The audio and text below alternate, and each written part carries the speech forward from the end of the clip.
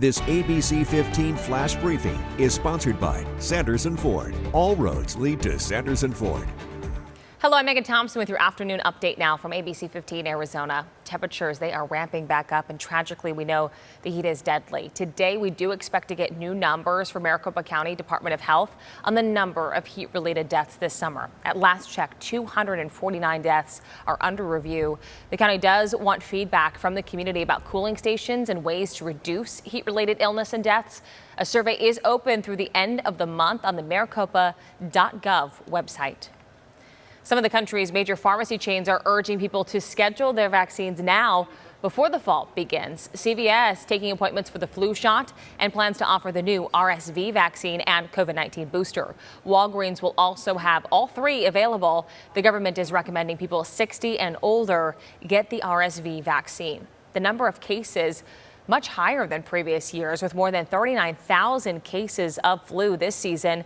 The season average is at 22,000 and 16,000 RSV cases. The season average under 5,000. Today, the next round of cleanups will get underway at the Zone. It's the valley's largest homeless encampment, with hundreds of people living on the site. The focus this time, Madison Street between 9th and 10th Avenues. The city was ordered to clean up and clear out the large homeless encampment that's west of downtown by July 10th. We know dozens of people have accepted services to find a new life path.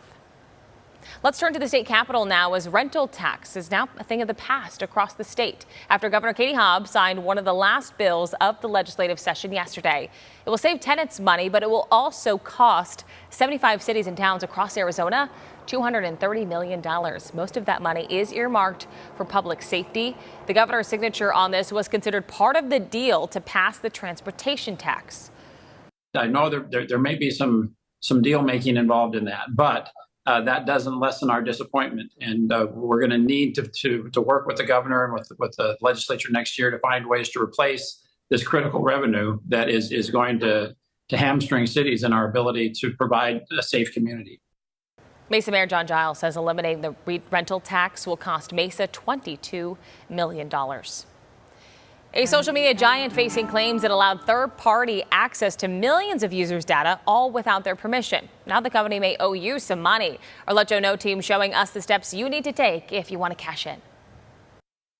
If you're a Facebook user, you'll like this, even if you haven't posted in a while. Cash could be coming your way, but the deadline to claim it is coming up. Facebook's parent company Meta agreed to pay $725 million in a class action privacy lawsuit. Facebook users claim the company allowed outside sources access to their data without users' approval. Facebook denies any wrongdoing, but it's still paying up. If you had a Facebook account between May 2007 and December 2022, you're eligible. Go online to facebookuserprivacysettlement.com and submit a claim. The deadline to file is August 25th at midnight. Now, how much you can get from the settlement depends on how many people file and how long you had your Facebook account during the eligibility period. Go to abc15.com/letjoeknow for the settlement website and instructions to file by mail if you prefer. I'm investigator Joe Ducey. If you got a problem, let me know. Harkins has announced the soft opening of its first Dine-In theater in Peoria. That theater lets you order food before the film and have it delivered to your seat, or order during the film with a push-to-call order button. The grill will offer movie theater classics as well as pizza, burgers, cocktails, and wine by the bottle. Harkins has not announced a formal opening date.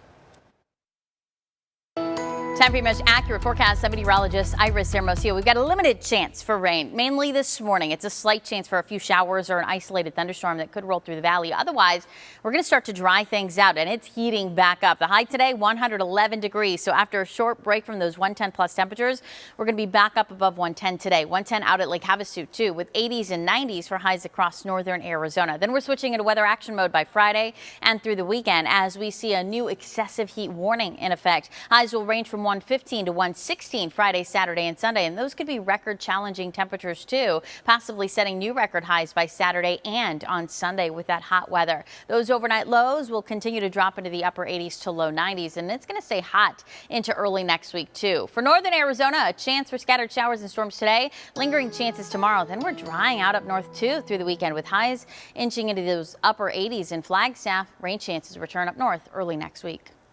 We will have another update for you tonight. Until then, get the latest news, weather, and traffic always at abc15.com, or go ahead and download that free ABC15 mobile app.